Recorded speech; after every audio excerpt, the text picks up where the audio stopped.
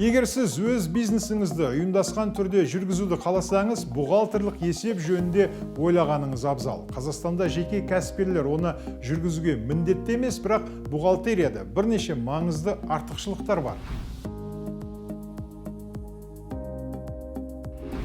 Көптеген кәсіпкерлер ойлағандай, бухгалтерлік есеп тек салықтарды есептеу үшін ғана қажет емес. Егер сіздің өзіңіздің бизнесіңізді бағалап, талдап, оның дамуының белгілі болжамын жасағыңыз келсе, онда қажет болады.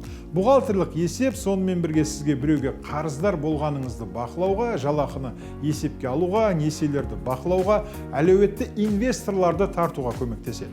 Әдетте кәсіпорындарда бухгалтер болады, бірақ жаңа бастаған кәсіпкерлер бухгалтерлік қызмет көрсететін компанияларға жүгінсе де жеткілікті. Олардың көпшілігі сіздің шотыңызды интернет арқылы жүргізіп береді. Бүгінгі күні нарықта мұндай қызметтер бар. Мысалы, aman.kz, mybook.kz немесе moyuchot.kz. Электрондық қызметтер бағасы жағынан барлық деңгейдегі бизнес үшін қолжетімді. Дегенмен де, сіздің бухгалтерлік есеппен айналысатын адамды жалдай алмайтындығыңызға қарамастан, мамандар кәсіпкердің өзі белгілі бір білімге ие болу керек дейді. Біз сарапшыдан жаңадан бастаушыларға арналған бухгалтерлік есеп негіздерін қарапайым мысалдармен айтып беруін өтіндік. Основной бухгалтерский документ, характеризующий имущественное состояние компании, является баланс. Баланс иначе еще называют отчет о финансовом положении компании. Он состоит из двух частей. Левая часть называется активы или иначе имущество. Правая часть называется пассивы, иначе обязательства.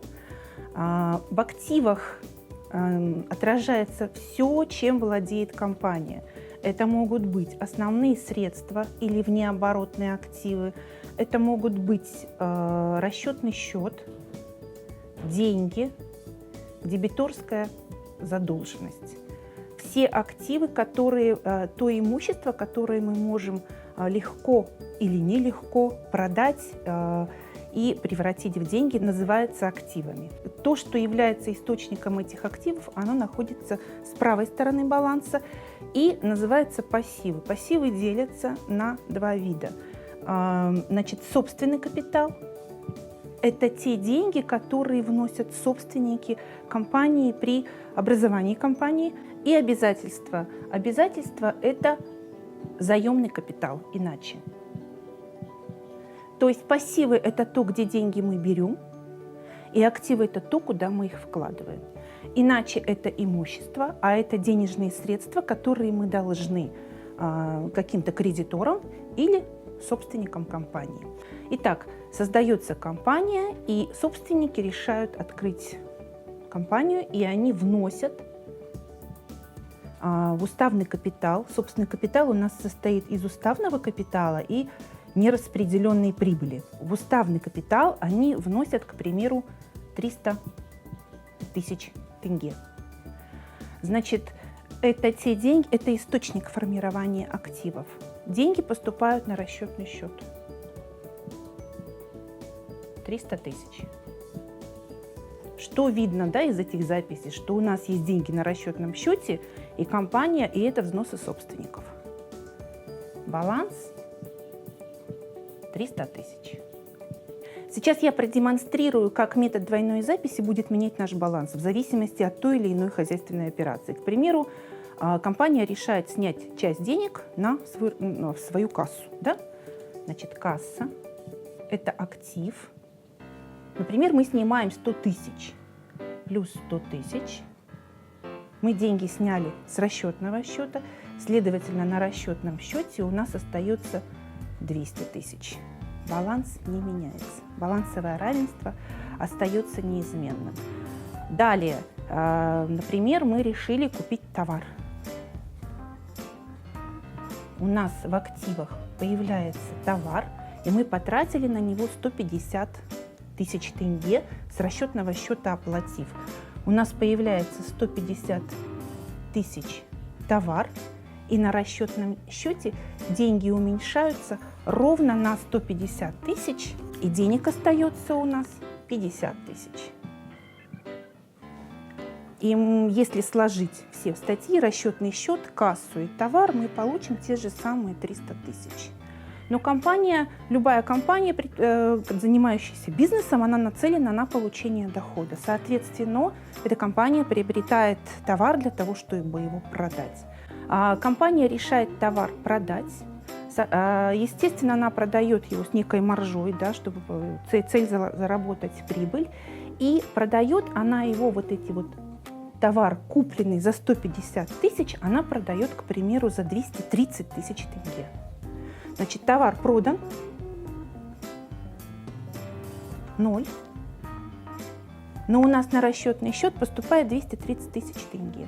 Поэтому мы сюда прибавим сейчас эти деньги и получим 280 тысяч.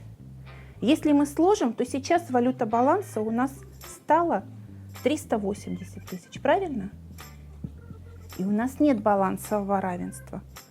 Купили за 150, продали за 230, соответственно, наша прибыль, да, с этой операции, наша наценка, она равна 80 тысяч тенге. В этой связи у нас появляется нераспределенная прибыль. В собственном капитале, в разделе собственного капитала мы эти деньги заработали. И наша валюта баланса превращается в 380. То есть все, что мы не делаем, любая хозяйственная операция, она методом двойной записи, наше балансовое равенство будет всегда соблюдаться. Сейчас я покажу разные виды операций и как они будут у нас играть в балансе. Да? У нас в компании есть 300 тысяч на счете, значит, эти деньги были внесены учредителями, и мы покупаем товар. Мы можем его приобрести 4 способами. Способ номер 1 – мы берем его в долг у поставщика. Да? Что у нас получается? У нас появляется товар в балансе. В балансе появляется товар на склад поступил, мы его оприходовали на сумму 300 тысяч. И у нас в обязательствах появляется долг перед поставщиком. Долг перед поставщиком 300 тысяч. Глядя на баланс, мы видим, что у нас есть деньги на расчетном счете, что у нас есть товар на 300 тысяч, у нас есть уставный капитал на 300, и у нас есть долг перед поставщиком. То есть это деньги, которые в будущем уйдут. И валюта баланса становится 600 тысяч. 600 тысяч. Второй способ приобретения товара тогда, когда мы сразу рассчитываемся живыми деньгами за этот товар. То есть у нас в балансе появляется товар на эти самые 300 тысяч, но мы за него сразу заплатили деньги. В этой связи деньги у нас со счета уходят, они превращаются в товар, валюта баланса не меняется, меняется только структура активов. Еще один вариант – товары могут быть компании подарены. То есть компания не должна никому, но у нее, получается, на складе появляется товар. Деньги она не тратит, никому она не должна, и у нее появляется прибыль. То есть тогда, когда прибыль по себестоимости товара. И валюта баланса становится 600 тысяч.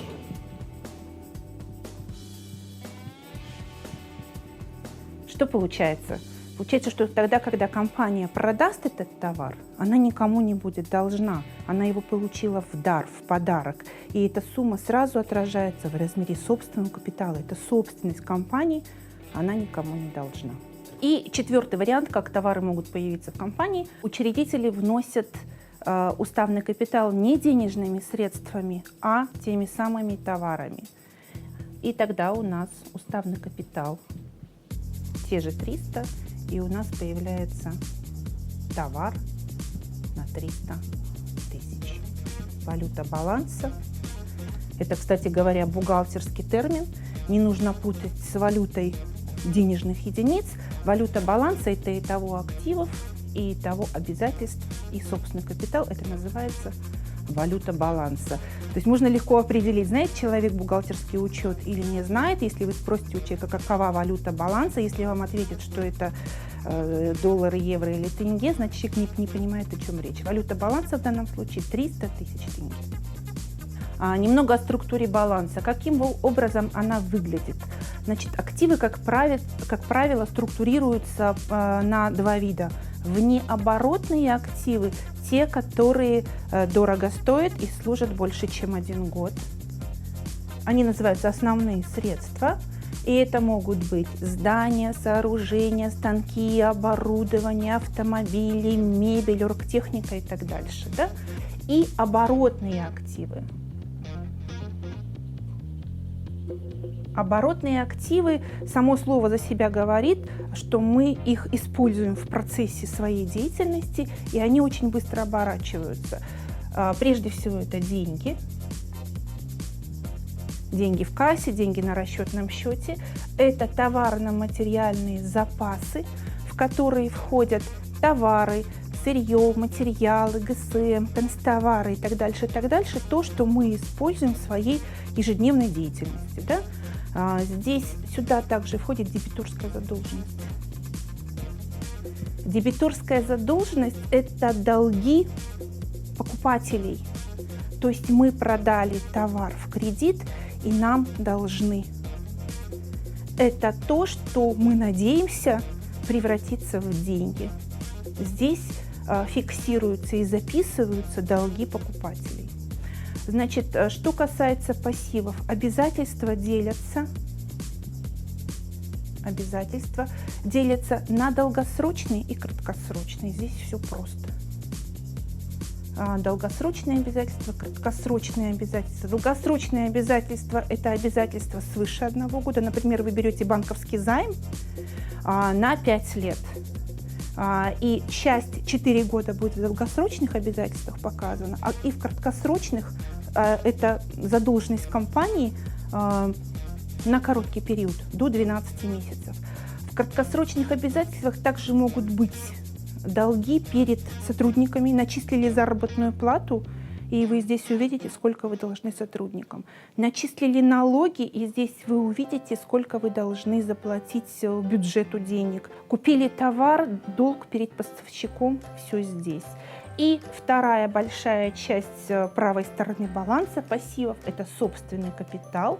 И я уже говорила, что он состоит из уставного капитала, это взносы участников, и нераспределенная прибыль, которая считается следующим образом.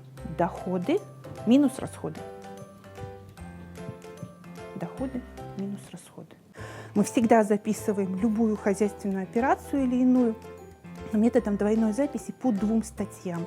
И в этой связи балансовое равенство всегда сохраняется. Что еще нужно знать собственнику? Баланс всегда составляется с нарастающим итогом. То есть он составляется на отчетную дату. Обязательно он должен составляться на конец отчетного периода, на 31 декабря какого-то года. Да? Желательно его нужно обязательно данные сравнивать с предыдущим периодом. И также ежеквартально или по полугодию, так как хочет собственник, баланс должен составляться. По сути, это есть главный документ компании. И если человек разбирается, а собственник должен разбираться в этом, он должен здесь понять, что у него есть, какие у него есть активы и кому он за эти активы должен. Вторым важным отчетом, который должен пользоваться собственник в своей работе, это отчет о прибылях и убытках. Он составляется на период, он составляется за 1 квартал, за полугодие, за год. И здесь отражаются только те доходы и понесенные расходы, которые произошли именно в этом отчетном периоде. Основным видом доходов у торгующих организаций является выручка.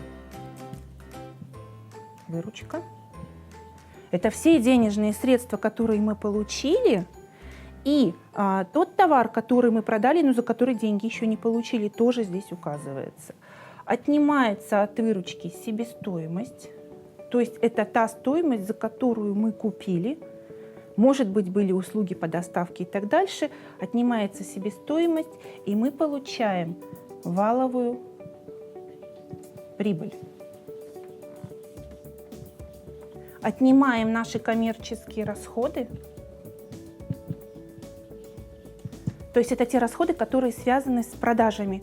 Вы взяли в аренду оборудование, например, да? Вы платите зарплату своим сотрудникам, используете ГСМ, платите налоги и так дальше. То есть все расходы от вашей деятельности отнимаются с валовой прибыли, и вы получаете прибыль от продаж. Прибыль от продаж.